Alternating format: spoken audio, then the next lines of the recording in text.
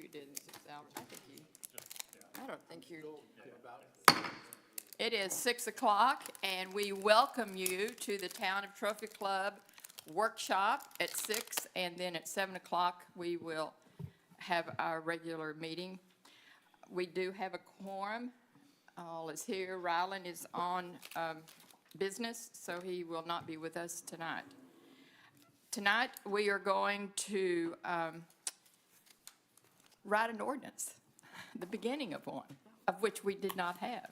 So I would like to give you a little background because this is an example of the management and the council listening to residents. Several months ago, we had a request to memorialize a residence for long-term commitment, specifically to the Trophy Club parks. It was presented the need to the management and the council to review the ordinance for naming in the town. And by the way, we had no ordinance. So this presented us an opportunity to not be reactive, but really take action for long term. So the process is that tonight we will be taking some discussion, but all action taken by the town that has long-term impact will then be codified in an ordinance that is presented to the council and approved. So tonight, we're going to discuss, talk. Some of us will have our opinions. Some of us may have done some research on this. Or we're going to come up with something that will work for the town of Trophy Club around naming various different aspects of our town, whether it be a building, a street, or a park, or a path. And so with that in mind, we will not be taking action tonight, but we will be giving recommendations to our town management to, again, bring forth an ordinance. And I think this is really interesting because a resident did help to look at our town. Are we fulfilling? Are we prepared to respond to requests like this? And sure enough, we're not, but we will be before, I'm sure, the year's out. Is that correct? So this is Brandon's show, and he will lead us through this process. And hopefully each of us have done a little bit of research or thought about it. But again, I suspect that much of our input's going to be based more on opinion than a lot of experience. There we go. So let's go for it. All right, good evening, Mayor and Council. So yes, this evening we're going to take a look at a potential policy that we can use for naming town facilities with that. So we're just going to kind of go through the draft policy that you have in front of you. It's also attached to the agenda item as well if people are watching online and want to pay attention to what it is that we are working on. First of all, what is its purpose? Well, we want to look at a uniform set of procedures that really are in place to help us name town facilities or rename town facilities. So either one of those things could be taking place. And we also want to do it in a way that's in line with our community values, right? And with the kind of the history that we have here of naming things in Trophy Club. A couple things to know as we get started. First of all, is that this plan would not impact or affect the naming of streets that is done through the planning process, subdivision planning process. So when someone comes forward to develop a neighborhood, they can still develop the names for that particular area, and that's just kind of how those areas get their name. It's not done through the naming or renaming process. Second of all, just kind of establishing that the authority to name or rename facilities abides with the town council. Okay, so the town council ultimately makes all final decisions related to naming items.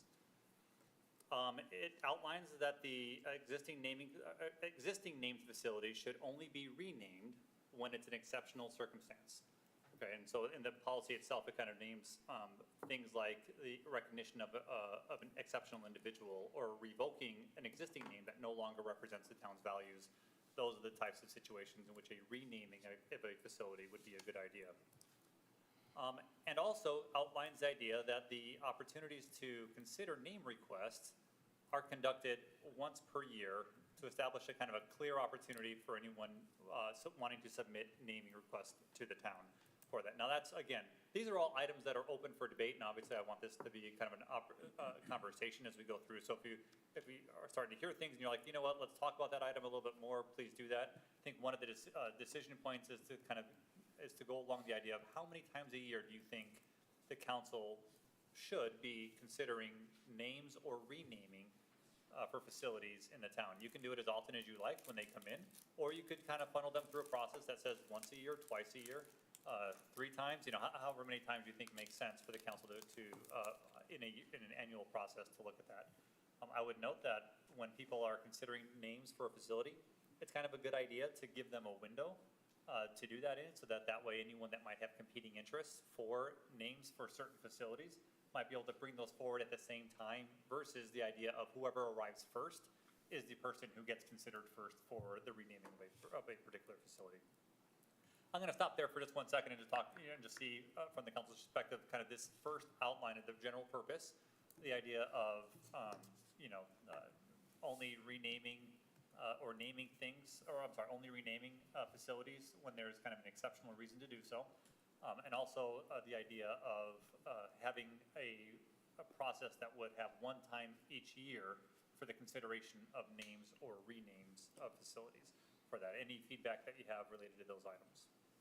Yeah, I would think we would Jeff, want to, You want to speak? oh, sorry. I'm sorry, go ahead, because I had 2 down here. Go ahead. Okay, Thanks. sorry. That's okay. I would think that we would want to look at doing that at a time of year when we are just prior to budget, but it's still kind of a dead time, probably May, I would think. Okay. The reason being is if it's going to involve any expense, then we would want to be able to incorporate that into the budget Okay. and have funds available. Good thought. Dennis? I was hoping you'd go through the whole thing, and then we go page by page. And we certainly can if you. I'll if take you'd it like now. to. Yeah. I disagree. May is election period, where we have new people, and with the May election, so we'll have a new council, and they may or may not have a chance to get up, and I would say I don't want it in the election timeframe. I would not, personal opinion, want it in budgeting timeframe. And those are 2 very impactful times. So pick the slowest time of the year. You're only picking it one time a year.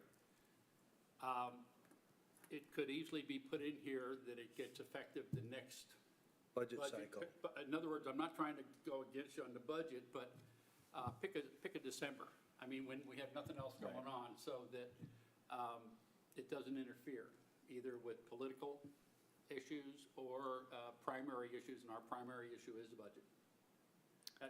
So that was my thought on that. And I don't say December's the easiest, but whatever month is the slowest. Then right here, I would like you to put the initial naming of a street is by platting, because further on you talk about Sure. renaming, right? Different scenarios. That's what I have on this page. Is it necessary to do this every year? I mean, we do have limited facilities to name, and we certainly don't have development going on to name streets. And so is it necessary to do it every year?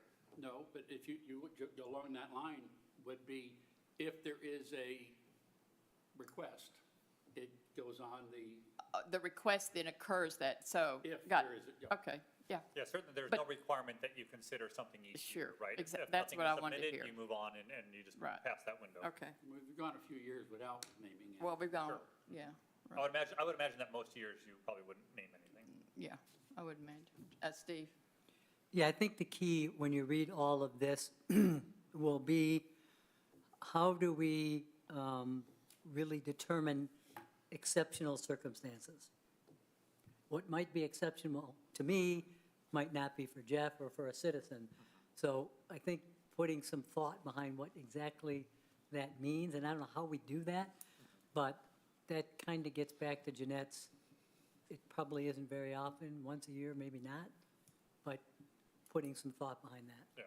Yeah, right now, the way that we've outlined it in there is that the exceptional circumstances such as honoring an exceptional individual or revoking an existing name that no longer represents the town's values. Those would be kind of the 2 reasons right now. We can certainly delve into those a little bit deeper and try and find other opportunities for when a renaming would be an exceptional circumstance. But even under that example, Brandon, I think an exceptional individual would need to have some sort of guideline. What does that mean? Does it Yeah. mean somebody who's 100 years old? Does it mean somebody who's, I don't know what that means, Yeah, but yeah. clarity would help. Okay, and well, actually, we'll get to that a little bit I later thought on we as would, well. yes. We'll get to that a little bit later on, yeah. Okay. Time of year, so just so I can understand a little bit more about this time of year idea for that. So what I'm hearing from the council is once a year probably sounds appropriate for that. The time of year is important for you, and I think to Councilmember Sheridan's point, wanting to avoid the election cycle in the middle of that, does that seem to be important for everyone? Okay, so that would be kind of, so if, for example, if we were to select December, that's when we would want the council to be considering it, would be in December. That would be before the election cycle starts for it. That usually would mean then probably about 60 days before that, we need to have those items submitted so that the council decision could be made in December of every year, so most likely in October. Well, so what does the what does the election cycle have to do with this? Well, political. In other Okay, words, I'm so it's gonna vote political all because year it's long. Politically correct, or I think it's right or wrong, or it's just, I don't think, okay, okay. got it, in other words, you're making it an election issue okay. for where, if assuming, maybe not, it could not be, Yeah, but it okay. could easily be a, type, anyway, Okay. that's my thought. Yeah, all right, thanks. Okay. Other comments, anybody? Okay, Thank you. So then May probably wasn't a bad time. But, okay, but see, but Good, May is, Jeff. election's over, but at the same time, you've got new people, you're getting the people that are being sworn in, that type of thing. It may be June before you have a consistent, cohesive council, and then you're into the budget. and then you'll be into election season again. All right, if we take a look at the next section in the policy itself, it discusses the qualifications for naming and renaming town facilities with that. So it starts off with the topic of names to avoid. So things like, cumbersome names, corrupt names, profane names, derogatory, right, discriminatory names, names related to age, race, religion, creed, national origin, sex, color, marital status, disability, or sexual orientation. Names having political affiliation to them as well. Names that are duplicate in sound or pronunciation to other town facilities. But that can be confusing sometimes. And excessively long street names, obviously anything more than 20 characters that doesn't look nice on a sign for that reason. So that would be on the list of names to avoid. Then we move on to the significance of proposed names with that. So the questions that really would be asked about, is this an appropriate name to consider? One, does it have a cultural or social significance for current or future generations? Right? Does the name engender a positive image? Does the name symbolize a major achievement or advancement for the community? Is it suitable based on the location of the facility to be named or renamed? And is the name free of unintentional meanings that could reflect poorly on the town of Trophy Club? So think of this kind of like a series of questions that would be asked about when someone submits a name. These would be the kind of questions that would need to be answered on that, hoping for the type of name that would be appropriate for naming facilities. Okay. Let's now talk about the honoring of exceptional individuals real quick and the qualifications for that. So the types of things to consider would be, was this person or is this person a dedicated supporter of the community? Has this person made a lasting and significant contribution to the town of Trophy Club? Has that person made substantial contributions to the betterment of a specific facility or area? Has this person had a positive impact on the lives of Trophy Club residents? And has this person demonstrated a service record of volunteerism in the community for many years? Okay. Let's stop real quick and just kind of, because I think probably everything up above is probably pretty easy when you get to the honoring of exceptional individuals. Are there any other types of traits that you think should be encouraged in the type of people who are sought after for naming facilities or town? Can you go through those one more time again, I please? sure can, yep. Is this person a dedicated supporter of the community? Has this person made a lasting and significant contribution to the town of Trophy Club? Has this person made a substantial contribution to the betterment of a specific facility or an area? Does this person have had a positive impact on the lives of Trophy Club residents? And has this person demonstrated a service record of volunteerism in the community for many years? So what about first responders or military members of the community? Yeah, How would they fall in that category? You could put that, you could add military history or First service responder. interest or first responder history. A question, do they need to be, or should we consider they need to be a current member or living in Trophy Club.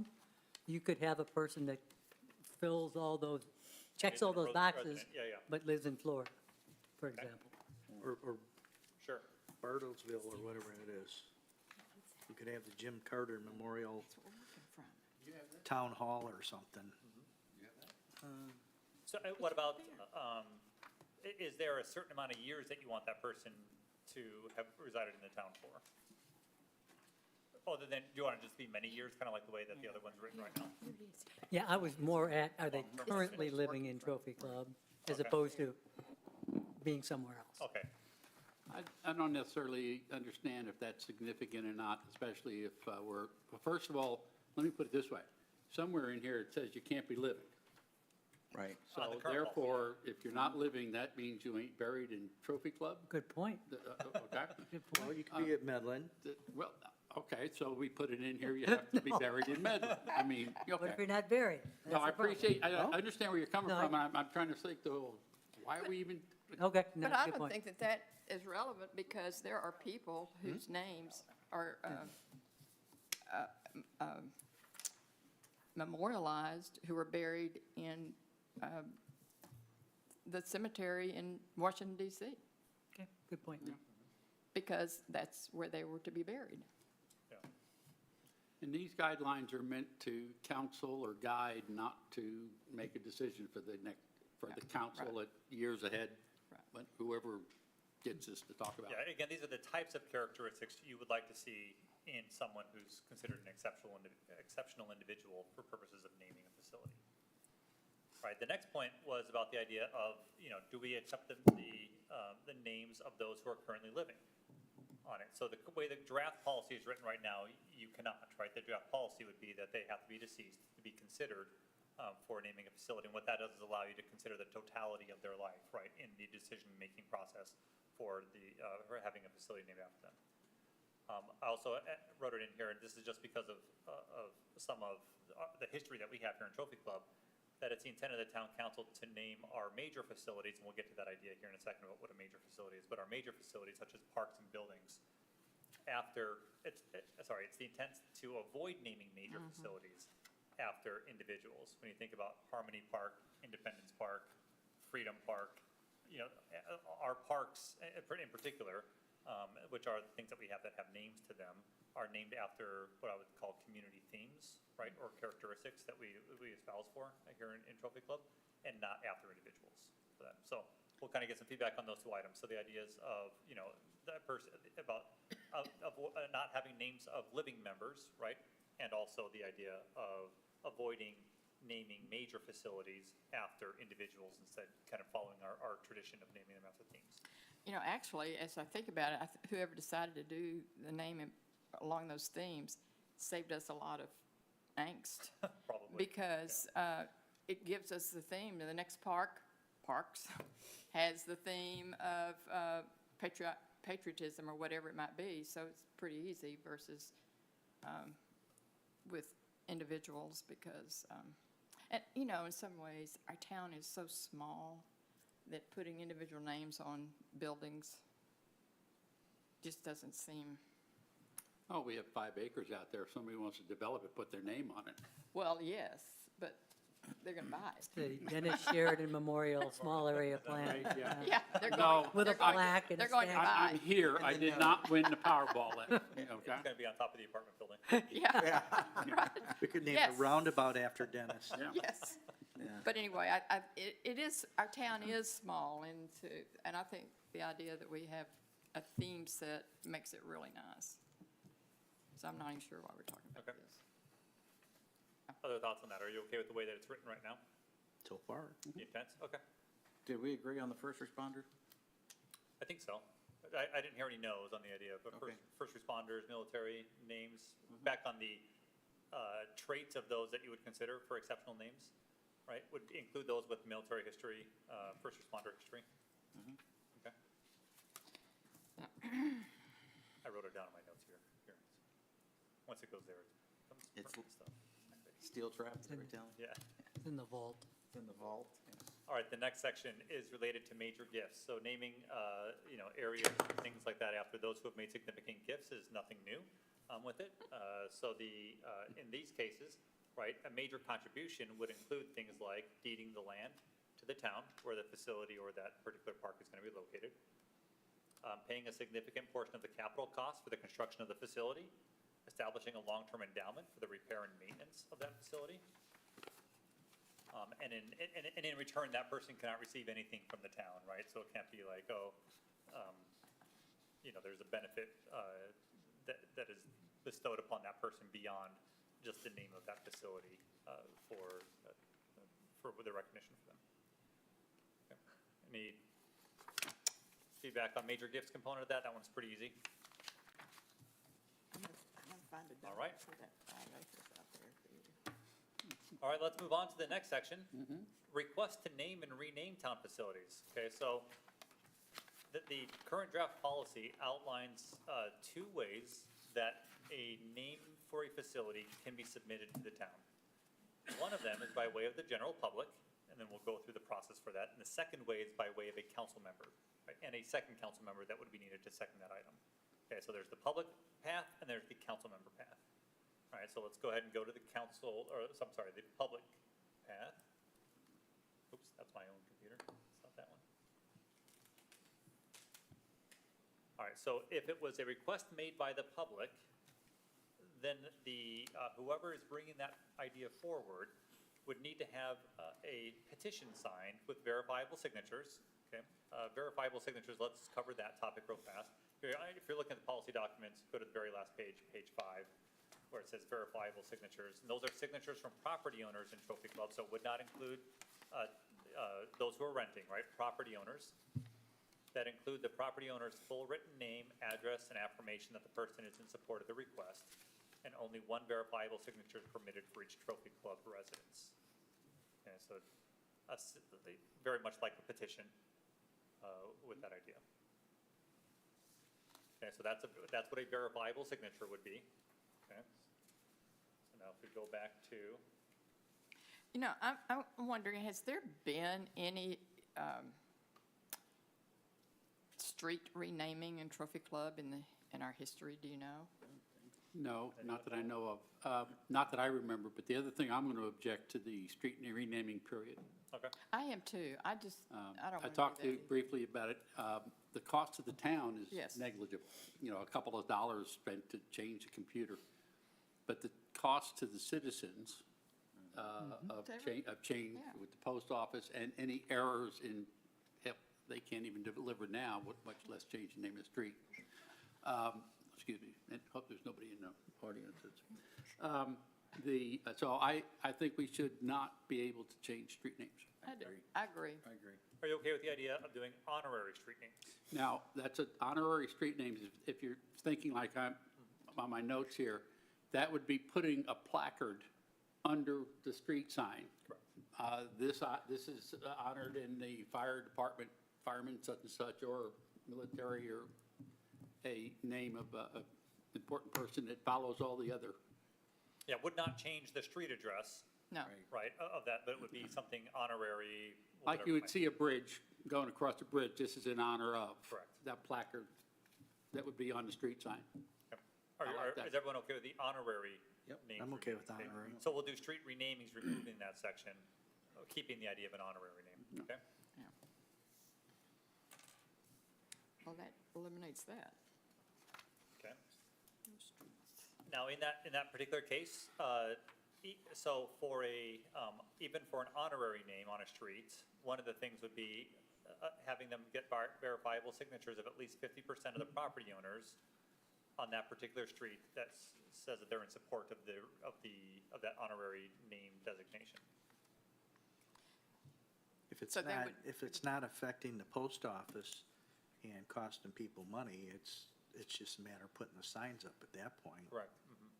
But you're asking, do they have to get supporting signatures? Yeah, that'd be my That's what question, he's is do you talking want, about. Yeah, there they to be still have to supporting go through the signatures? process. Yeah. Yeah, and if so, what Correct. do you think is an appropriate level of signatures for that? Make it challenging, 100. 100 course. signatures? right? Okay, now, does that, though, mean in the town or within the street area. So, and that's where streets become a little bit difficult. Exactly. Right? Usually you have to designate some particular segment of that roadway that's going to be given the honorary name. And then you would determine how many properties there are, and then a percentage of those properties is probably the best way to describe it, rather than 100 if there's Yes. only like 6 Exactly. houses on the street. Yeah, I don't know. You may or may not be able to reach every owner of a property. Correct. So I have no problem with 50%. What if it's not a residential street? Then it would still apply to businesses. In this case, it's written to be the property owners. So it would just be, you'd have to find the property owners and then do that work Well, with them. if you take example Indian Creek, Indian Creek does not have a lot of residences directly on it. Well, take Trophy Club Drive, Trophy that's a Club good Drive example. or say Bobcat Boulevard, you're not going to get 100 signatures. There's not even 100 people. Well, no, That's that's why why we're I'm saying saying- expressing it as a percentage is Yeah. probably, Yeah. if you're going to have a signature requirement, doing it as a percentage of the property owners is Right. better than a number of, because that number, depending on what section of road, you never know what you're going to get. But if you're not changing the name of the road, you're not costing anybody that lives on it or has a business on it any money to change stationery and the hassles related with the post office and that. I mean, at that point, But listen, you might be putting a name on the corner, right, I happen to be on the corner and it'd be on the corner, and I might not like that name. You know what I mean? I think you need approval. you don't live on Indian Creek. I know, but I live on a corner. There are other people who live on corners. I'm just saying, Yeah. I think you need approval by those people who have property on that street. Some and I think- percent, some percentage. I would think Some that, percentage. can you Yeah, identify, percentage of it. except, Yeah. you got the two major streets, Trophy Club Drive, Indian Creek. You get away from that, then you have either a residential street or a commercial street. Residential street needs a percentage. Correct. Indian Creek, Trophy Club Drive are exempt from this whole thing. And a commercial needs to go through the petition. So you're saying not to memorialize Indian Creek and our Trophy Club? And They're or out of Trophy it. Club, they're out of the it, deal. right? I They're, like they're that. too long, too big, too I agree. sectionalized. And it's just my thought. And then identify the differential between a residential street where you need a certain amount, percentage or whatever, versus a commercial street. And if it's a commercial street like Bobcat or something, then you need to have a traditional, whatever we work up here as a petition, 100 verifiable or whatever. Percentage. Yeah, I agree. think, just my personal opinion, Dennis, I think we're getting too complicated that way. Okay. I mean, just keep it at 50% or something. At the end of the day, whatever that comes forth with, I mean, it still has to be approved by council, right? This is, right? I mean, there's going to be an approval process, which you haven't even got to. So if something is so egregious or so objectionable, back to Jeanette's, I mean, it'll get killed by council or Okay. not approved. I just don't want to, I'm thinking I don't want to overcomplicate it if we don't have to. Just do a straight percentage. So if you live on a big street, it's 50%. If you live on Ramsey Trail, it's still 50%. And this is a policy guideline, and we can change it with a resolution. Yeah, yeah, but along the way, if for some reason it looks like people are really trying and the process is very difficult, you can always change that number over time, fairly simply. And maybe, like you say, if you're looking at Bobcat, there's no residences on Bobcat, and you got, what, 5 businesses? You're not going to be changing Bobcat's name. Yeah. No, I'm just using it as We're an talking about example. sorry. putting a placard on it, okay? You probably don't want to do anything with it. All right. Do you want me to add I mean, I'm Bobcat just to the saying. list of Just like- the prohibited streets? I would say yes, yeah. Avoid There's a high Bobcat. school there. Because might be a good idea because of the high school, Yes. not to don't- give it, you don't mess- it's already, the name is for the high school. No.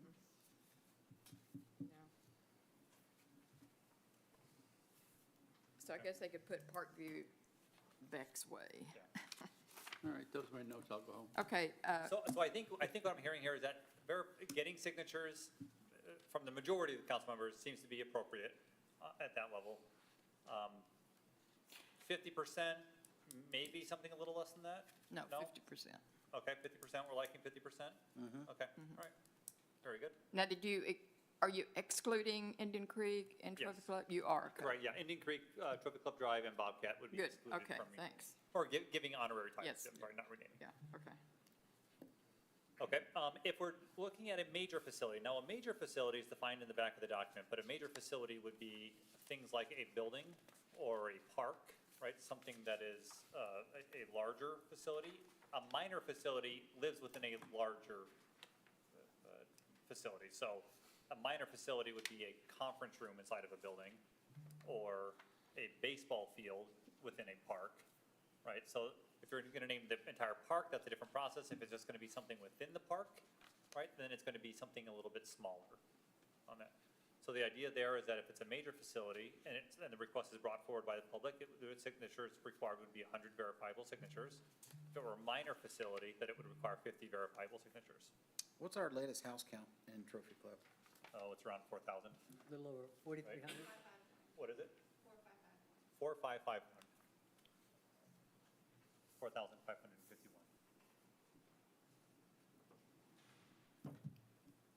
Okay. So where I'm going is like when it's a major facility, I think that needs to be a really strong request from the people of the town. 100 signatures is not going to cut it. Oh, no, yeah, I agree. Yeah, I was looking at 1,500, Oh, third of the town. Oh, that, Yeah, for a major have facility. you ever tried to get 1,500? You don't even have sir? 1,500 to vote. Hold on, I'm just Exactly. throwing the number I out agree. there. That You're really, Well, if we're gonna, let's say, rename Harmony Park, Dennis Sheridan Way, right? We I just want- did not We're win not. the Powerball, so I ain't buying it. So all I'm saying is 100 is way, I think is way too low. And then the other thing too is how many really large, major places do we have?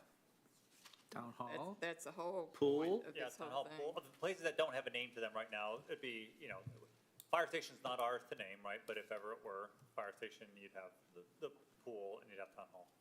I mean, I agree with you, 100's low, but at the same time, what's the magic number? 400, 500? I'm not up into the Right. 1,000 range, but a significant. Well, you remember, a significant 1,000 amount. for a citizen's 500 for a council member. Let me If- ask if we you, follow have it, you we ever, keep it. hey, Yeah, Gary, have you ever gone out and tried to get 1,000 signatures? I have, and it's real hard. I think that's way too I wouldn't much. want to go any more than 500. I get I wouldn't 100. either. 100's too low. 500 's Why don't we a do a lot. percentage of the latest voting rolls? Whoa, that's still a lot. Could Well, do that. I think you could probably, for simplicity's sake, I think you could probably. gonna be higher land than- on well, something, a yeah, percent. within a couple hundred. All That right. would demonstrate, and get at the idea of the same, it'd be roughly the same percentage as a voting roll concept. But if you were up, 200, 250, 300 or so, that seems like that would be, getting that number of signatures would be quite a task. It is a task. Yeah, Okay, 500 then. if you want to do. I'm just saying, if you Five- want a major 500 facility, you got to work for it. Yeah, I think 500, one of the things that you want to try to avoid is it being so difficult that the public Correct. really loses the ability to name things that way. My concern with 500 would be that might push them that far, right? To be like, I can't get 500 signatures, 250. so 250. I'm just, I'll Steve, go you with do that, you're the 250. mediator. I'll go with 250. Buck 100 too. Well, I was at 1,500, we're supposed to, yeah. I'm telling you. All right, 250 sounding about right Yes. to everyone? Yes. That sound good? 250. For, Going- for, I Going- reluctantly agree. Gone. I think it's too Reluctantly agree, I'm low. still holding out for 500, but that's All right. okay. Now, in the world, in the way that I had thought through it, minor facilities would just be half of the number of a major facility. So if we did that, we'd do 125 for a minor facility, unless you wanted that number to be either the same or something less than that. Make it the same. Make it 250? Yeah. Well, no, a minor facility to get that many names. For example, let's just take Lou Hocker, right? I think he deserves something, but at the same time, most of the people don't know who he is. So, Right.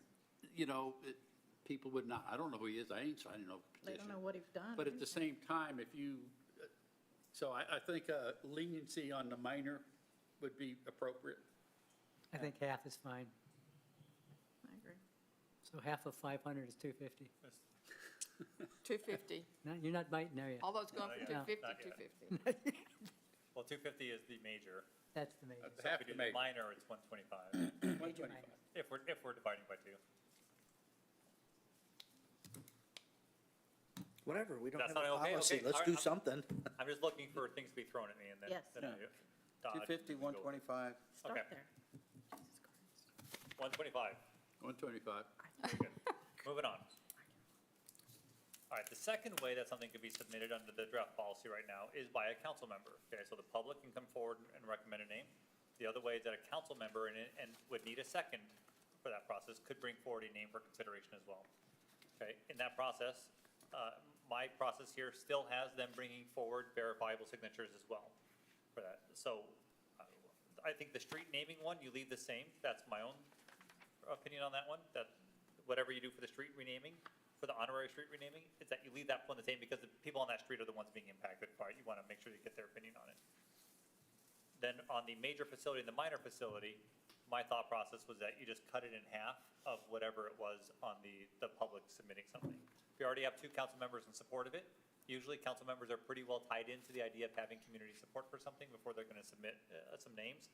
So you kind of make that a little bit lower threshold for council members who submit and have a second for it.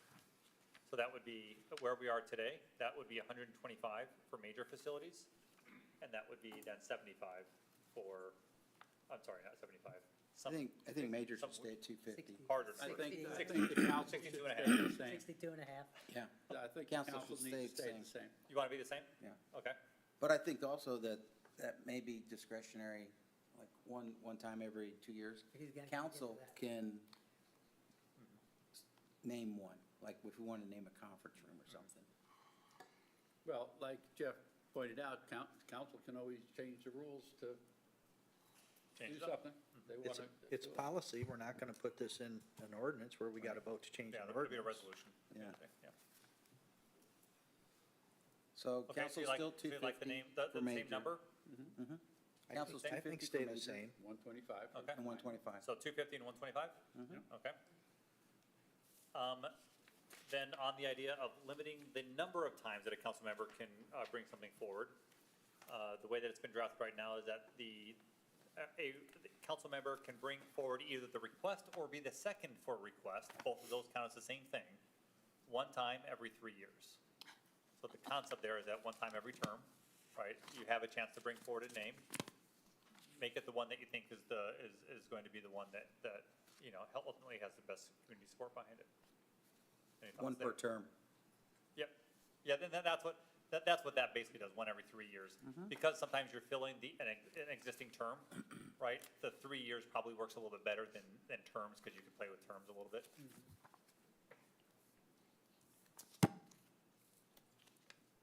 Any thoughts there? Want to write with that? I'm okay with that. Fine. Good. Okay. To do this, we need to make it a lot of work to make it happen. Yes. Yeah. A lot of The whole commitment. point here is to make sure that the community That's right. really supports what's Right. going on. That's why you're doing this, you Correct. know. Okay. It's not easy. So now let's move on to the process. Let's see. Oh, okay, we're on the same one, okay.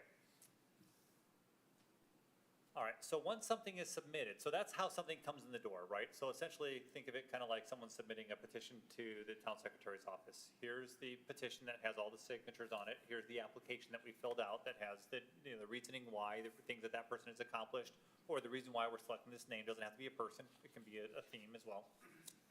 They would do all that.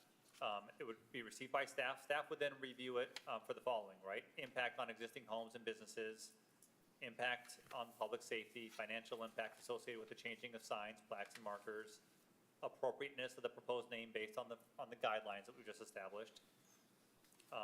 And then we have a section here for input from the appropriate town board or commission. So if that item were a park, for example, it would go to the Parks and Rec Board for consideration as a recommendation to the town council. If it were a police department facility, it would go to the CCPD board for consideration on that, and they would give you a recommendation. The recommendation is essentially a thumbs up or thumbs down, right? It's a yes or no. They don't try to change it, they don't try to work with it at all. Their job is to say, we like it, or we don't think this is appropriate for that particular location. And then that request comes forward to the council, you know, a no vote doesn't stop it from coming forward. It would come to the council, and then you would consider that idea for it. Brandon, you mentioned something there just a minute ago. You said it doesn't have to be a name, but it could be a theme. Good. What, What's an example here? Naming something like Glory Park. To go with Indy Park. Yeah, in the or, west. Patriotism Park, right? yeah. Yeah, something like that. So it doesn't have to be a name, it could be Okay. that idea as well. Yeah, there's nothing in the policy that restricts it to one type of a name or other. Because really, in our discussion with, my discussion with Brandon, you know what? The pool area is not named. It's just the splash Yeah. pad. Yeah, splash pad, and it's just the community pool, Uh-huh. right? Town hall is town hall. Town hall. We- Right, That's what I its wanted name to is rename a generic name, those things have an Go opportunity. I'm get gonna your, go go get for your it. signatures. I'm gonna go get the signatures, because I can do it.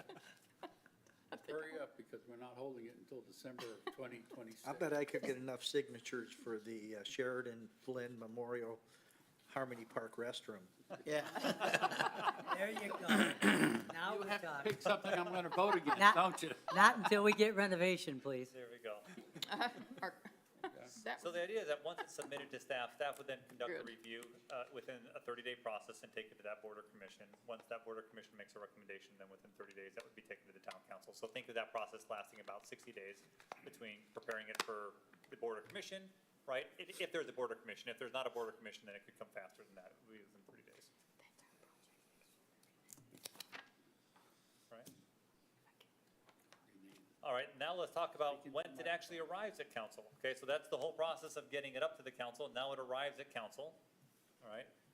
There's one path if it's renaming an existing facility, all right? So if it is renaming an existing facility,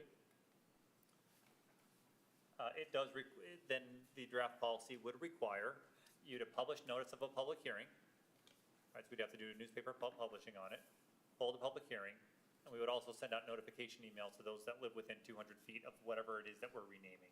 Right there, kind of back to this whole, if you have some ownership, right, in the idea of what's being renamed, you need to kind of be aware of it, be aware that they're considering that at the council meeting, so you can come and speak in favor or against if you are so inclined to do so.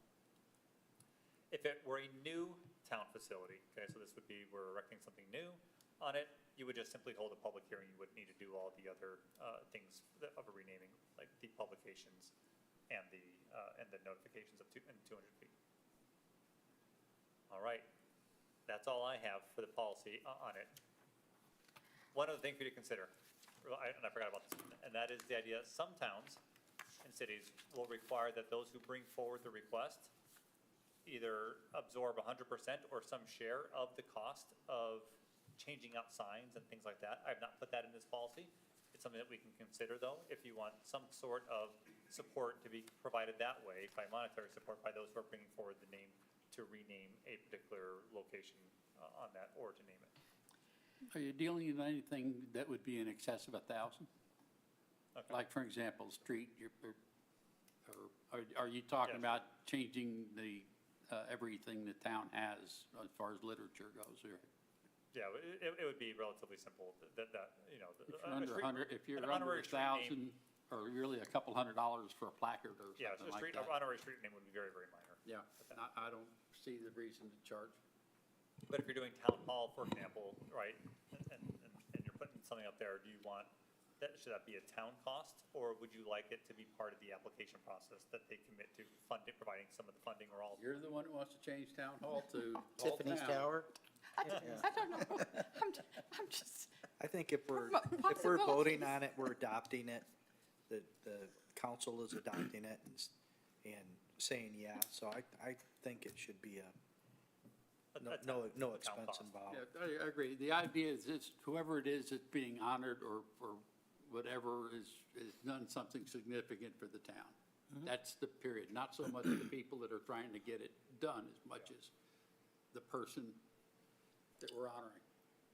And especially if we've required that person to get 250 signatures, for example, right? Well, They hopefully put in a lot of time and hopefully effort the at that person point. is dead, so it's the applicant that's getting to 250. That is true, Oh, that is true.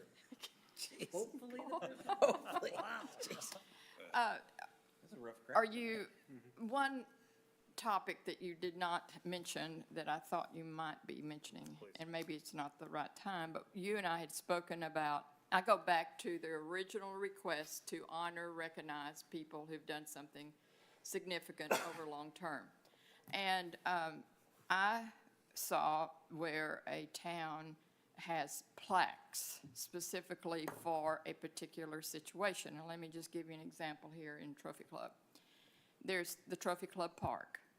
Well, since 2010, the Trophy Club, and probably before, but since I was there in 2010, there have been a number of people who've invested an enormous amount of time, energy into that park before there were parks, people going out there and mowing.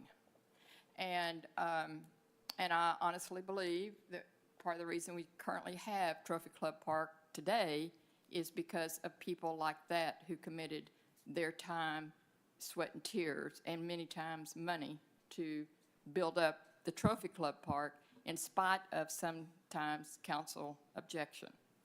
But today, we have the opportunity to have a very wonderful area.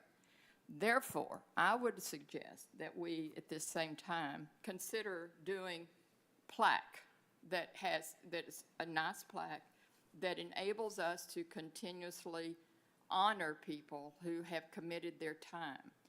And I go from my personal example is there are many times I will go into buildings and I look at the plaques. I like to look at the names. Sometimes I might know somebody. And I think it's very nice. It's a historical perspective over time of people who have committed their time. So my question to you, is this where we discuss doing this as a council to include in this policy? So where do you envision the plaque to be viewed? At the site or within town hall? I would suggest at the site, because when I go to the park, I like to look and say, okay, I know this person, I know Kathy Trotter, who spent a lot of time out there in that park. And I'd like to see her You're talking name. about a memorial monument, Well, not renaming. That's So I correct. don't see that falling And that's what I'm under asking. this policy as we've written it. that's what I'm asking. So if you wanted to come in and say, I want to do that, you're not renaming anything. Well, we're not renaming, we're naming and renaming in here, and we're memorializing people who've contributed to the town, and a plaque could be a way to do that, in addition to this. Yeah, yeah, I see that as separate from this. I see that as, you want to do that, have it on the agenda next week and we'll do it. Or Oh. we'll consider it. Well, that is Because why I we don't do see this. it falling, I don't see it falling under this policy. You're not putting up, you're not renaming the park, you're not renaming a section of the park, you're putting a monument up with names on it. You've got benches in the park when you walk the Right, paths. I know, yeah. So, I'm- I'm not against you, I'm just saying I don't see it being part of this policy, that's what we're talking Okay, about well, tonight. if it's not, I want to propose that you consider doing this so that we can move on. I agree, there's room for that. yeah, there is, and even, I mean, we could put that process in here just to kind of define what the process would think be it- for someone yeah. putting, for putting up a name on there. Right. Yeah. Or, if you were to do that, would you want people to get signatures to put something No, on that? Or I would do you not. want I- it to be a council action to kind of recognize those people? That's why I don't think it should be in here at all, because now you're into conflicting policy for Yeah, yeah. petitions and You're everything else. kind of more into the way of recognizing exceptional individuals, right? Ways of recognizing them without necessarily going to the lengths of renaming a facility after them. And you could put a memorial at any park you want. You could put a memorial at the Veterans Park. You could put a memorial I at agree. the Harmony Park. know, I agree. And it So, is not part of this policy. Yeah, I agree. Jeanette, I think it's a good idea, and I think we should, Consider- ferret out what that Well, is. it- But this, I mean, just by the name of it, this is a facility naming. okay, then what Okay. happened is, the original request was to recognize someone in a very small way, and what we ended up doing is coming in and speaking to renaming buildings.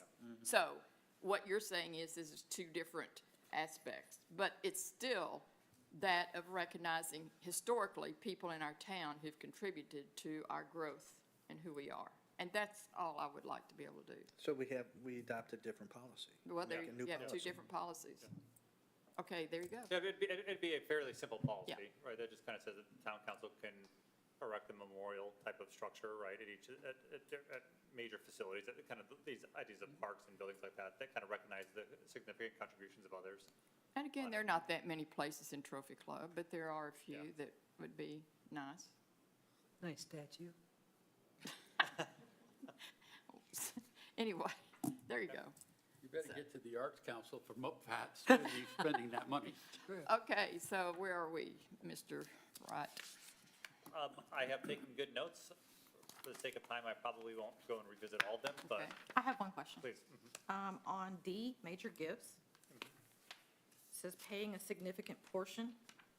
Can you define significant portion? Like, for me, it may be 1%, but like for Dennis, he might want 90%. I was thinking 100%.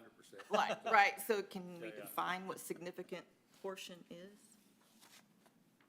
Is it a percentage, is it a part, is it half, Yeah, is it a dollar amount? is it a dollar, is it, what is it?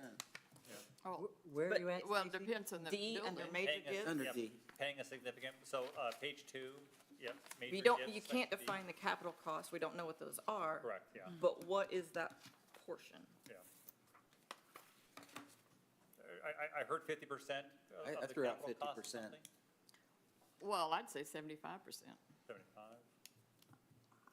I'm more in line with Do I hear 75. 100? I got voted down last time. Let's split it 60%. 60%? I'll take 60. Okay, Go for 60, 75? We can't vote. Guys like There's 60? no voting. go 60. I just think that should be defined, because Sure. what I Yeah, I think agree. is a significant portion may not be significant to someone else. Yeah, no, good point. I agree. Okay. So that lifestyle luck. statue of you is gonna be pretty expensive. It is so cold up here. Thank you. Feels beautiful in here. No. Okay, are we finished? Because I'm getting ready to, 6:51, adjourn. She's done.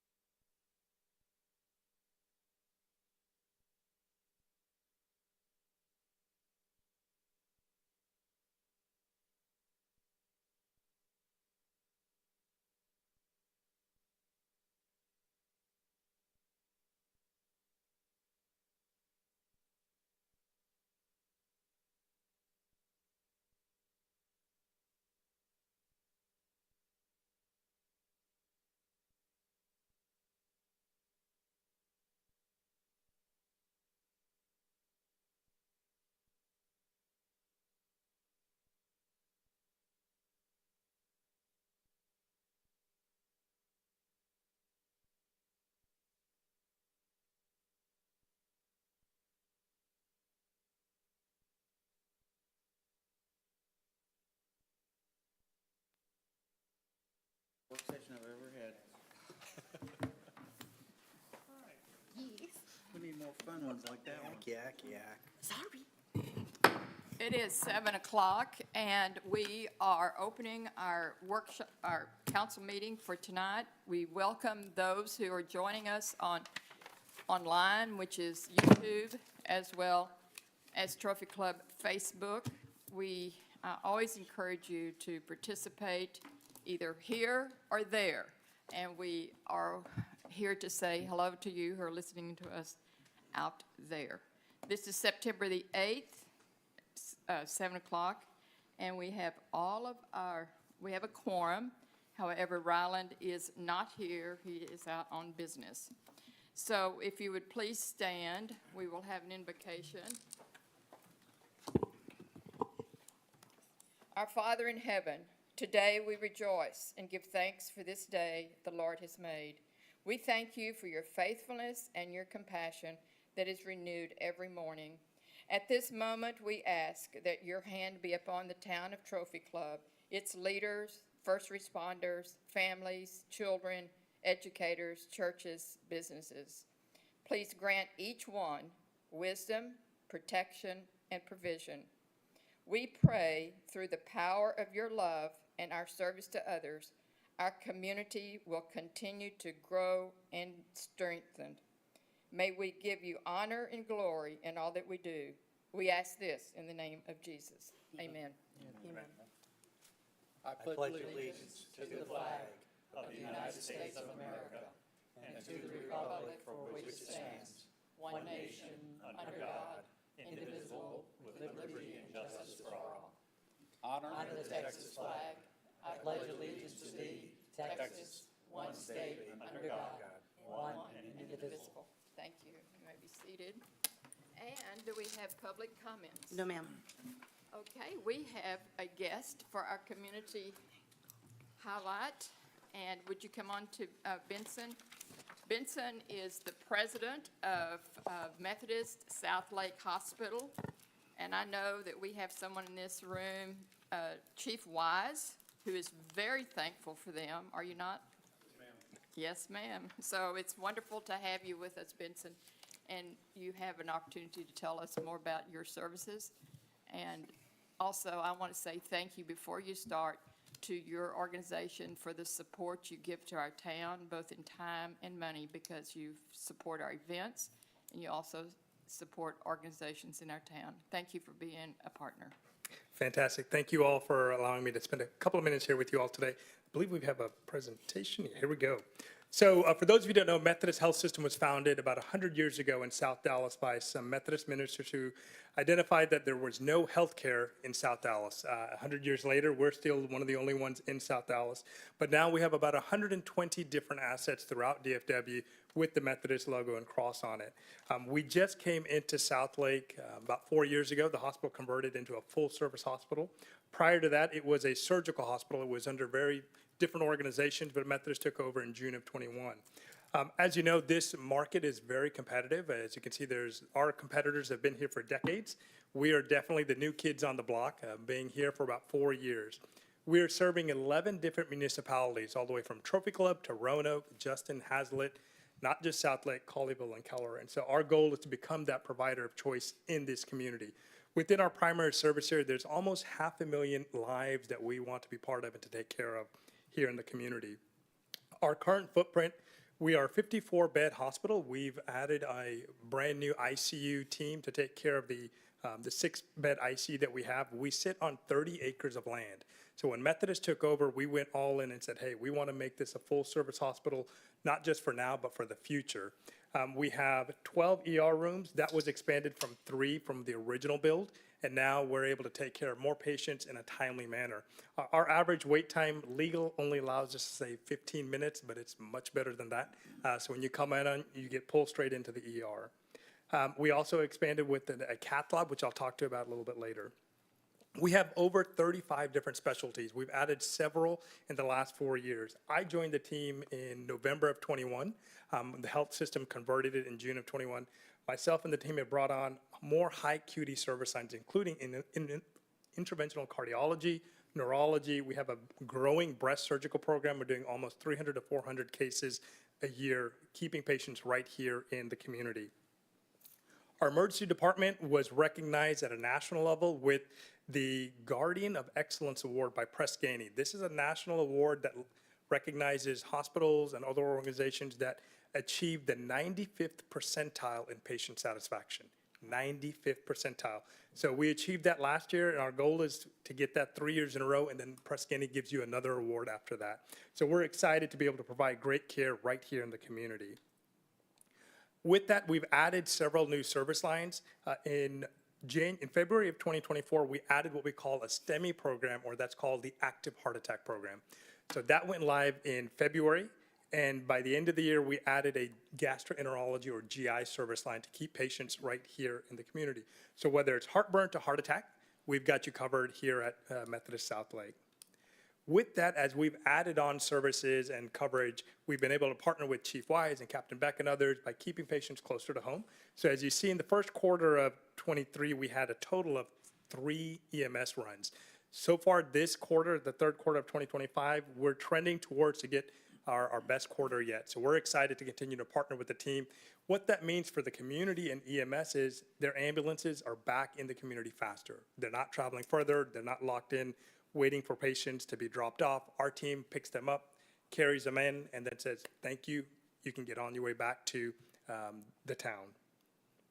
With that, what I'm most excited about today is announcing that we have what we call a primary heart attack center certification. This is the gold standard of certifications for heart attacks. So this is by the Joint Commission, who all the hospitals are regulated by, and then also the American Heart Association. So this allows us to create a center of excellence for patients. When you look at time as tissue, it's 8 minutes to our hospital from this community center, from the town hall center right here. 8 minutes, and we're able to get you into the cath lab and get the right care you need. We're based ourselves off of three great cardiologists, Drs. Anas Alamar, who's our medical director, Drs. Fay and Dr. Kruger. The three of them have developed an amazing cardiac program. The national standard for door to balloon, which means the time you come into our building to the time that balloon is opened up in the vessel, is 90 minutes. Our average is 57 minutes. That's because our physicians are close by. Dr. Alamar lives in South Lake, as does Dr. Kruger, and Dr. Fay is in Colleyville. He's actually a local guy, born and raised. And so we're proud of that. Oftentimes when EMS is bringing a patient, our physicians are there in the ER before they even show up.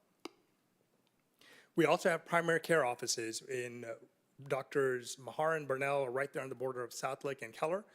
We also have Dr. Robb in Colleyville, and I'm excited to share that we are opening a new clinic here in Trophy Club by the end of this year, probably early January. It is right by the Chipotle. If you know, that is going to be our office. That's you. That is us. Yes. How many people ask, what is that building? The cat is out of the bag. It is It's- Methodist coming to Trophy Thank you. Club. I am so happy. So we're excited to be here, and so Amazing. it's going to be a great starting point for us to continue to grow into Wow, this that's community. great. So we're excited about that. Also, not just taking care of patients, it's also partnering with the community, as Mayor Tiffany mentioned. So whether it's being the sponsors for the Byron Nelson cheerleaders, to partnering with Chief Wise, where it looks at the open houses at the fire station, or various community events, that's what we're here to be. So we like to say, good times, bad, Methodist is your partner to take care of you, to get involved with the community. You see Mayor Tiffany there in the bottom. She actively was judging our chili contest, and so it was a great event. Also with it is also private organizations, whether it's the Run for Elise Foundation, the Art in the Square, where we bring in students and their artwork into the lobby. It's a great aspect for parents to see their kids' artwork in a highlighted fashion at a reception, and then also our patients and our staff love seeing it.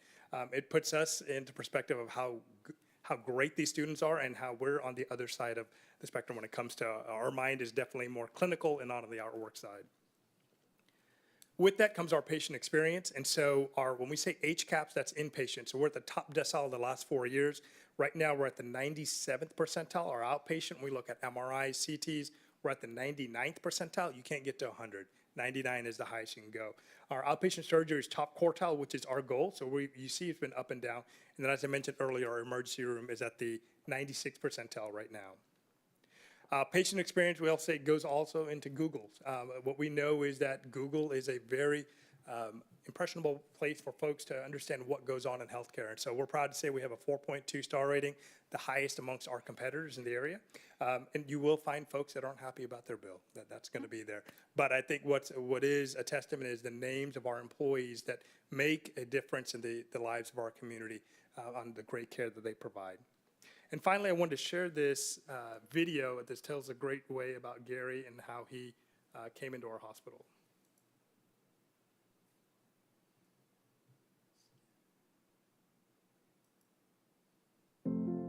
I flew to New York for business. I get on a plane, I get in a position, I fall asleep. So I'm on a 4.5-hour flight and I don't move. And when I got off the plane in New York, I almost fainted. While I was in New York, I just kind of kept an eye on how do I feel. Flew back to Dallas, same thing, almost fainted there. In my head, I was like, I'm not having a heart attack because I didn't have pain, but I had the whole echoing sound, vision blur, rapid heart rate. It was a little scary. So I get to Methodist Southlake and right into the ER, ran a few tests, but basically prepped me for a CT. Dr. Alomar lived like minutes away, so he shows up. So when Gary came to the hospital, he had significant shortness of breath. He had a CT scan in the hospital that showed pulmonary embolism. So he had blood clots that actually blocked the blood flow in the arteries of the lungs. The wife and I went through our 100 questions. At the end, the main question was, if you were me, what would you do? And he said, I would be in surgery tomorrow morning at 8 a.m. in the cath lab. Instead of suctioning out individual blood clots, I guess it was really one large clot, and they pulled the whole thing out. And laying there, I instantly had relief. I have a picture of a diagram of my pulmonary artery, and they laid the blood clot on the photo to show me. It's like, holy, you know what, like it's crazy. There was no point at which I felt that people were doing a job. I felt that everybody was really there to help other people. That first time out on the pickleball court was just so much fun. It was just great to be out there. They were all very, oh my God, what are you doing here? Like, you were just in the hospital. I'm like, no, man, I'm good. It's one of these things where it wasn't until after that you realize the magnitude. It feels a little bit better than maybe it did before. You go sit with the doctor and he says 48 more hours and you probably wouldn't have been here. Gives you a little perspective.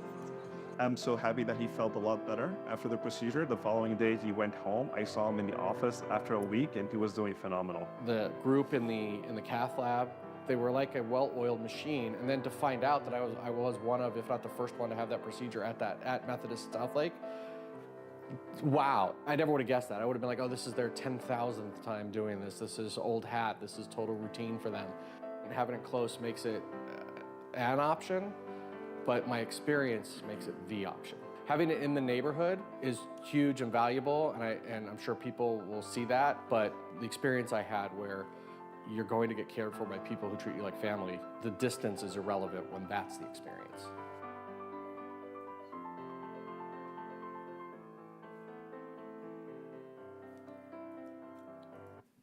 So I think what Gary says about it being close by is what we want to make sure our communities know, that we're close by and that the care that patients receive makes it the option. And so, as I mentioned, we are the new kid on the block. Been here for about 4 years, and I'd be happy to answer any questions if anybody has anything. Do anyone have a question? Well, since for decades, Methodist HEB has been my primary and emergency care, no matter how many hospitals are between here and there. Are you compatible as far as insurance and acceptability and stuff like that to HEB?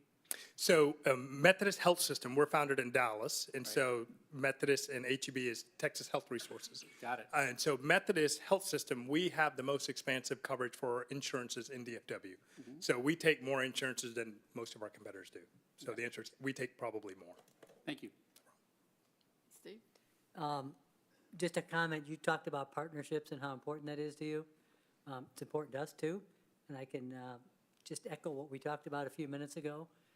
They are hosting the Trophy Club Women's Board tonight at their facilities, so I'm sure they thank you for that. Absolutely, very welcome. You've been a large contributor to the town the last couple of years. I also want to say that Chief Wise, this is one more peg in the for us regarding our emergency management planning. Man, it puts a hospital within minutes from us versus going down 114 through the traffic to Grapevine. So I would assume that they're plugged in to our emergency management plan. Is that right? Is there anything you'd like to say about this that would help our residents who may be listening?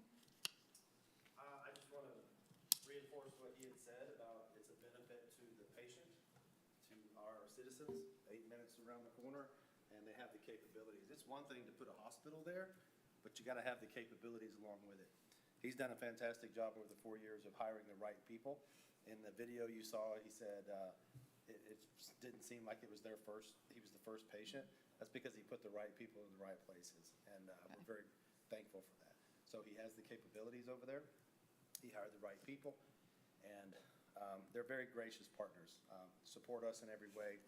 They support us during EMS week. They call us over for the chili cookout, right? Yeah.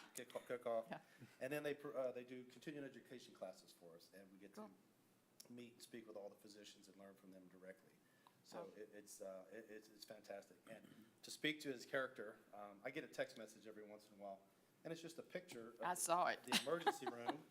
He And showed it. basically, it's 3 ambulances sitting out there, and he says, "Thank you for trusting us." Yeah, And so, no, we With- appreciate him, and we're with the glad Trophy to- Club ambulance there. Yes, Of course, absolutely. Of course, Yeah. Now, I will say, thanks to Chief Wise and the team, when we expanded our emergency room, what was telling for us is we've got this picture of a Trophy Club ambulance and a Colleyville ambulance at a ribbon cutting. Because it talks about we love Southlake, we love being part of Southlake, but we're here for the entire community.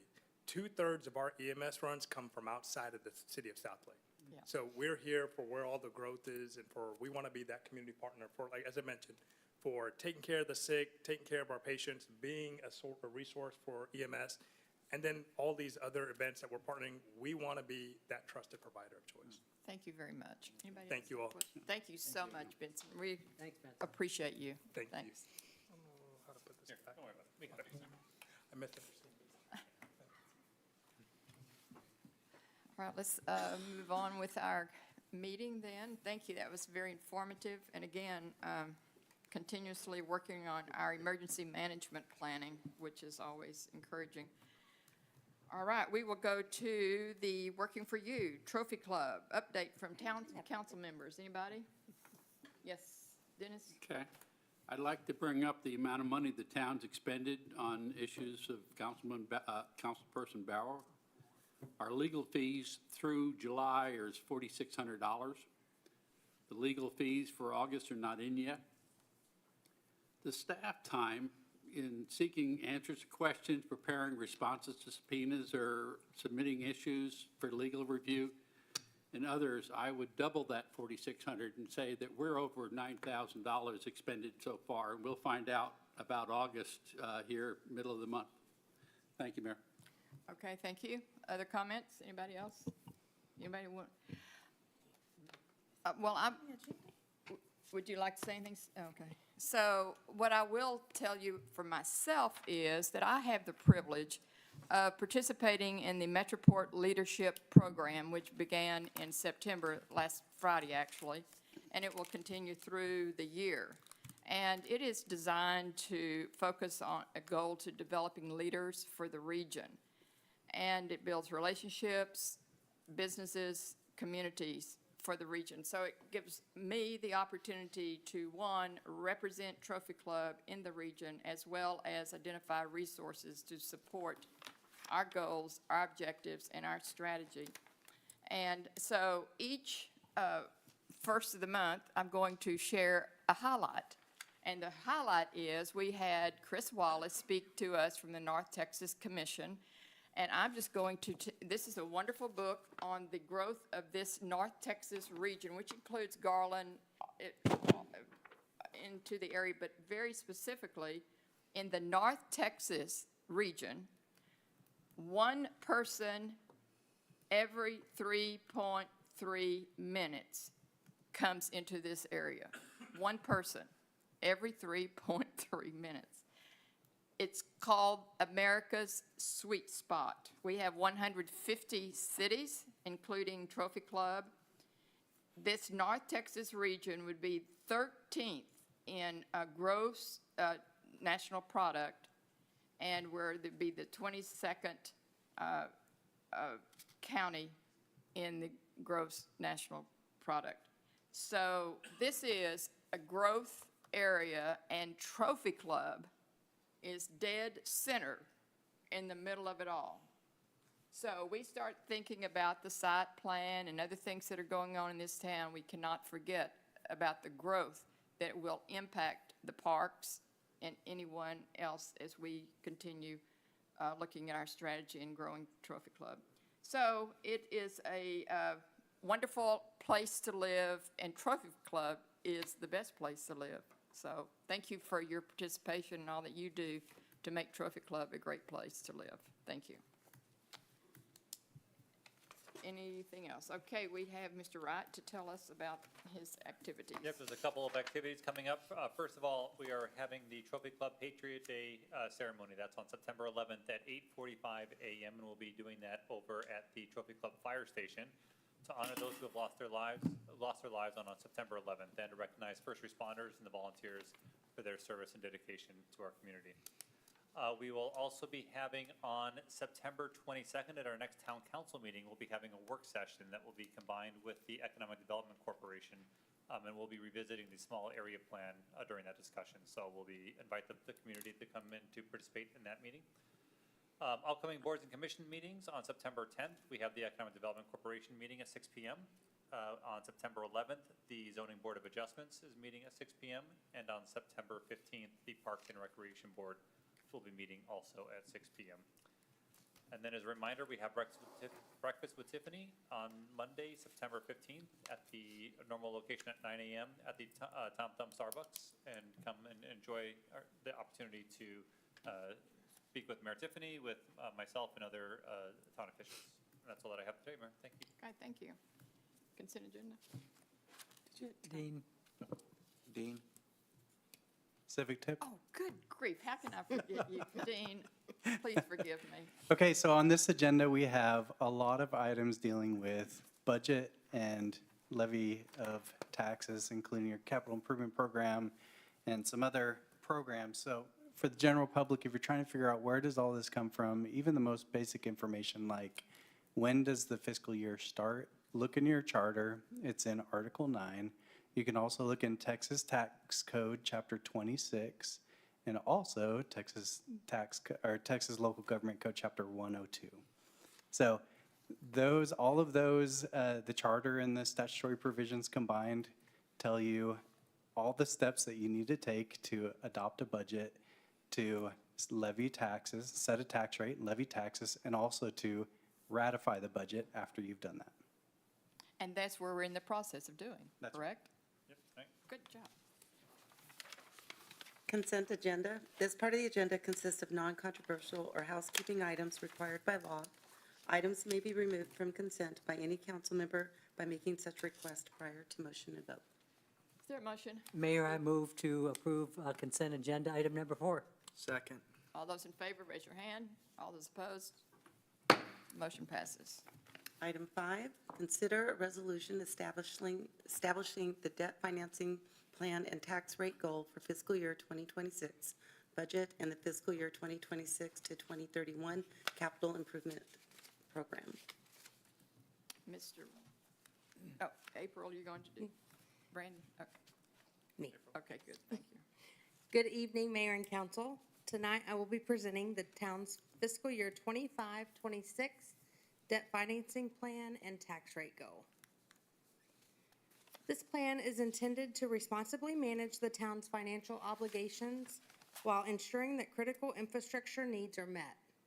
It outlines a path that balances current investments with sustainable long-term stability and is designed to integrate closely with the annual budget process and the capital improvement program. This summary presents the town's current general obligation debt, including the most recent issuance approved at the August 28th Town Council meeting. Here we have an outline of the projected schedule of our future debt issuances through 2046. Starting in 2042, the plan assumes shortening maturities from 15 years to 10 years, with the objective of sustaining the debt rate goal of 10.5 cents.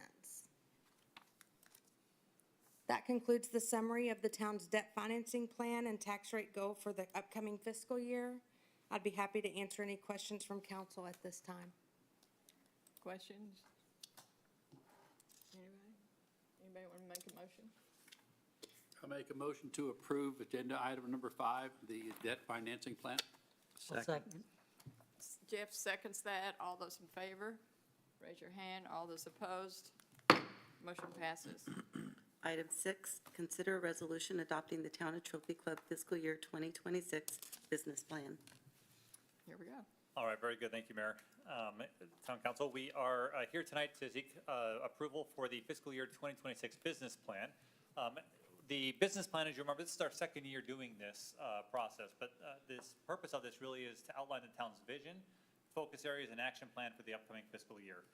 When we think about the idea that the Town Council about a year and a half ago or so approved a 5-year strategic plan, that 5-year plan moves with us over time, but this business plan really focuses in on those priorities and objectives that we want to highlight and make sure that we have our resources dedicated to achieving over the next 1 to 2 years. So that we've got this, the big 5-year plan, but then we're always focused on what are we working on right now that's the highest priority. And that is established by working with the Town Council through our Town Council retreats and establishing the goals for the upcoming fiscal year. So we did that retreat back in July, and I'll just quickly run through the list of goals that we have for this year. There are 5 of them. All right, in the category of prioritizing public safety, the first one is to create a unified voluntary database for the elderly, homebound, and special needs residents to enhance fire and police assistance while promoting community connections and proactive outreach to address public safety needs.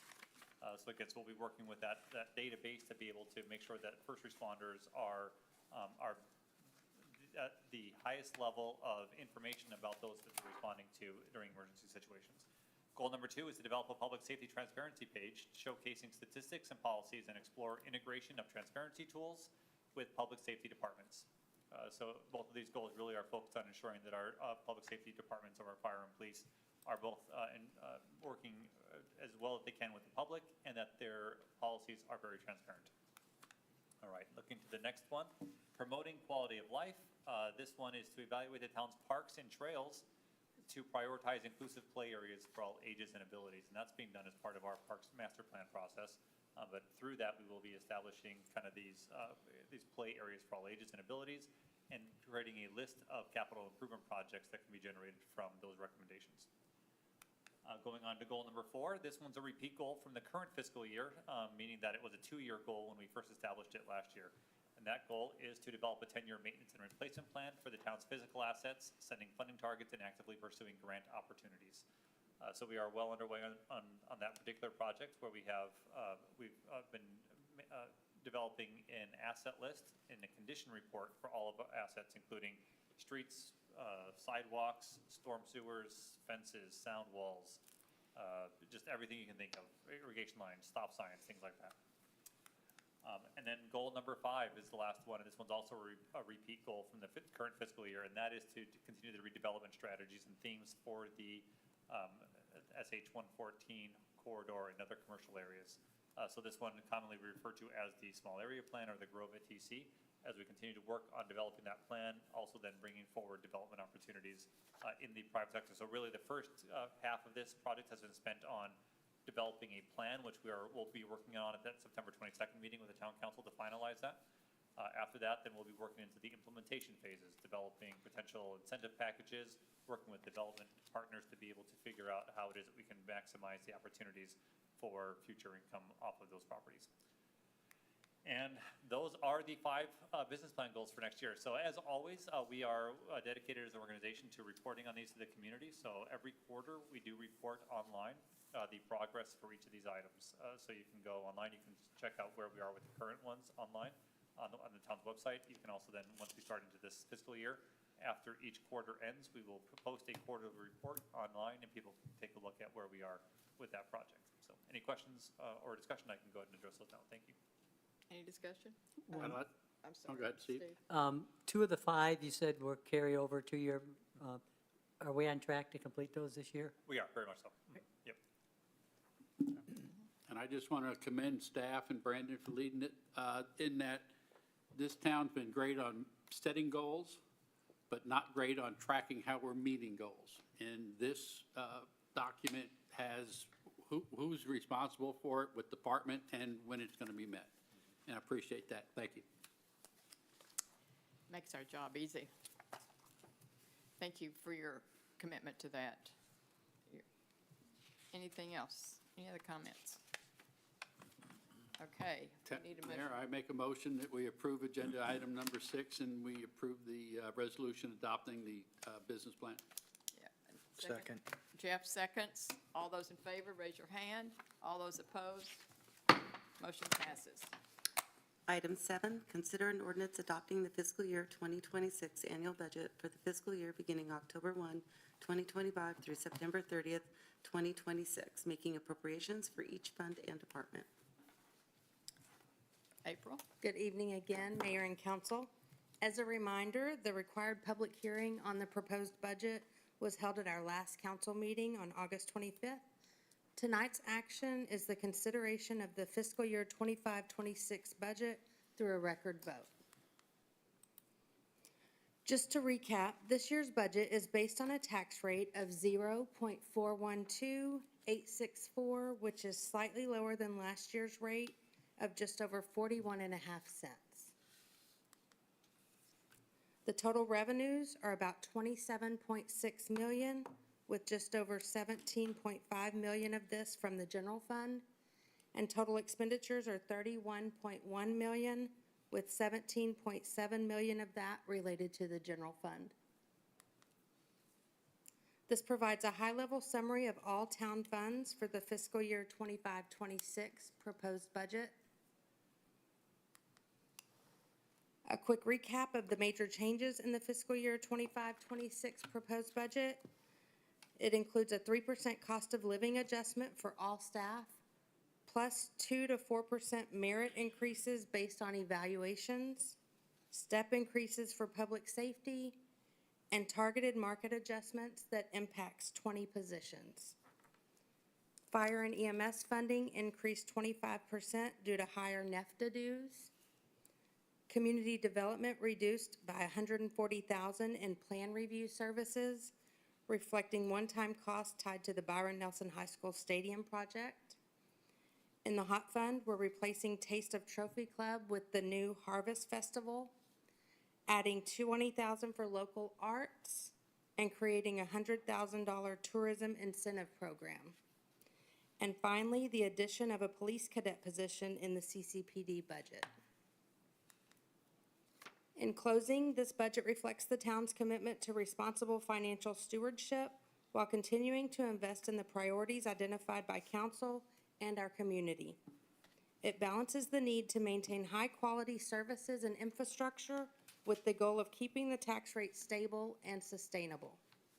At this time, Mayor, that concludes my presentation, and I'll turn it back over to you for council's consideration of the budget and the required vote. Thank you. Yes, ma'am. Is there a motion? Mayor, I'll move to adopt the Town of Trophy Club 2026 business plan budget as outlined in item number 7. Is there a second? Second. Jeff seconds that. Now, if you'll please raise your hand. All Mayor, those in favor? I need to do a roll call vote on this. Councilmember Bauer, Okay, got it. Yes. Councilmember Beach, Yes. Mayor Tiffany, Yes. Councilmember Sheridan. Yes. Councilmember Ash, Yes. Councilmember Flynn. Yes. I was gonna- 6 in favor, 1 absent, motion passes. Thank you. Item 8, consider a resolution adopting the fiscal year 2026-2031 capital improvement program. It's me again, Mayor and Council. You're good. You're on a roll. The fiscal year 25-26 capital improvement program was first presented during the August 8th work session and reviewed again at the budget public hearing on August 25th.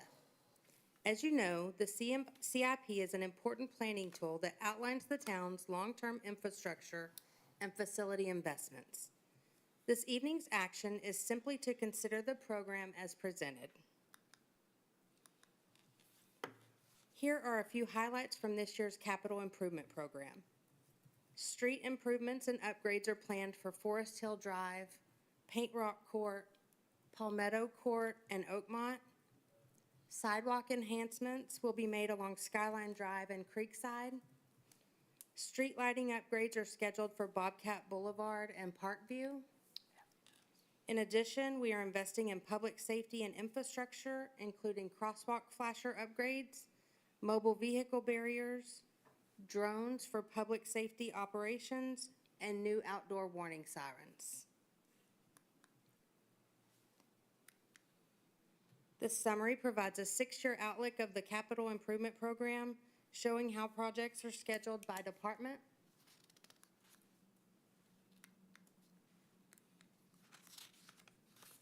We believe this plan reflects the priorities and vision that council has set for our community, and we are excited to move it forward with your approval. For anyone who would like more detail on the upcoming projects, the full capital improvement program is available on the town's website and included in this agenda packet. With that, I'll be happy to answer any questions. Questions? Motion? Mayor, I move to adopt the fiscal year 2026 through 2031 capital improvement program. Need a second? Second. Jeff seconds. All those in favor? All those opposed? Motion passes. Item 9, conduct a public hearing and consider an ordinance levying municipal ad valorem taxes for fiscal year 2026 from October 1, 2025 to September 30th, 2026 at the rate of 0.412864 assessed valuation on all taxable property within the corporate limits of the town of Trophy Club. I'll open a public hearing at 7:37. Good evening, Mayor and Council. Tonight, we are holding a public hearing on the proposed tax rate for fiscal year 25-26. The proposed rate of 0.412864 per 100 evaluation is the voter approval rate and is slightly lower than last year's rate of 0.415469. This rate is made up of two components: 0.309764 for maintenance and operations or day-to-day operations, and 0.103100 for interest and sinking, or also known as our debt rate.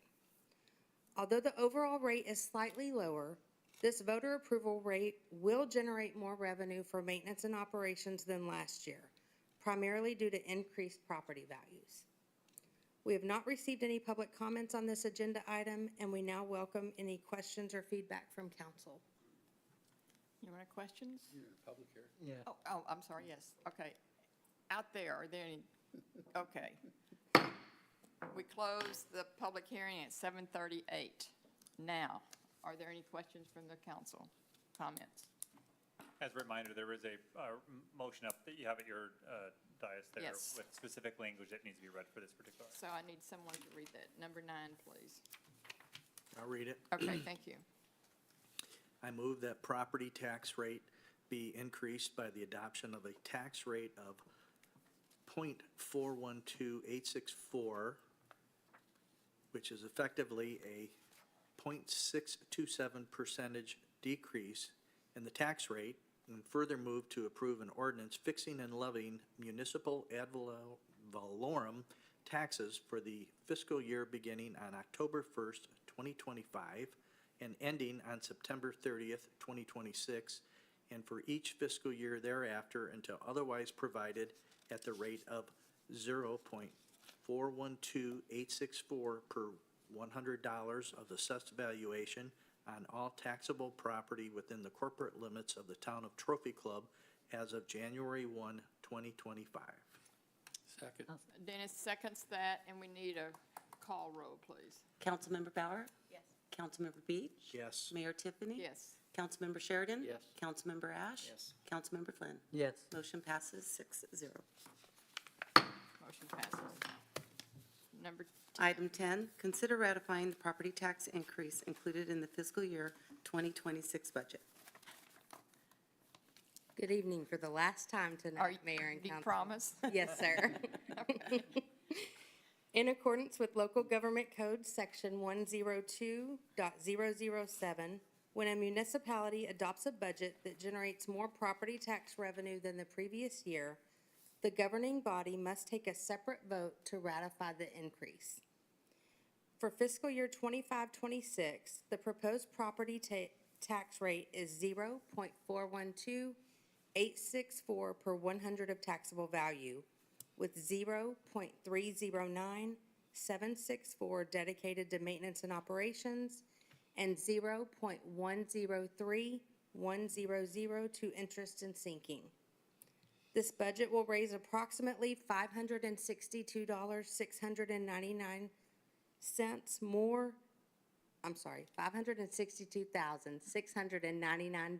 more in property tax revenue than last year's budget, a 5.26% increase. Of this amount, $50,404 is attributable to new property added to the tax roll this year. Accordingly, in addition to the votes to adopt the budget and set the tax rate, council must now take this required ratification vote to formally acknowledge the property tax revenue increase. And I'm also available to answer any questions that you might have related to this. Any questions? Mayor, I move to ratify the property tax increase included in the fiscal year 2026 budget as outlined in item 10. No. If you can continue to read the rest of that statement under agenda item 10. Oh, you need to This read budget- the Oh, I'm item- sorry. I just agenda read from item there. on your, Please stand by. okay, got it. I move to ratify the property tax revenue increase reflected in the fiscal year 2026 budget. This budget will raise more total property taxes than last year's budget by $562,699, or 5.26%, and that the amount of $50,404 is the tax revenue to be raised from new property added to the tax roll this year. Need a second? Second. Dennis seconds that. We need a roll call on it, please. Councilmember Bauer? Yes. Councilmember Beach? Yes. Mayor Tiffany? Yes. Councilmember Sheridan? Yes. Councilmember Ash? Yes. Councilmember Flynn? Yes. Motion passes 6-0. Motion passes. We are going to, it's 7:42, we're going into an executive session, and so, that's it. Need to read, I'm sorry, what? need to read the. Oh, I'm sorry, read. Pursuant to the Open Meetings Act, Chapter 551, the town council will convene into closed session regarding Section 551074, personal matters, to deliberate the evaluation of the town attorney. Thank you.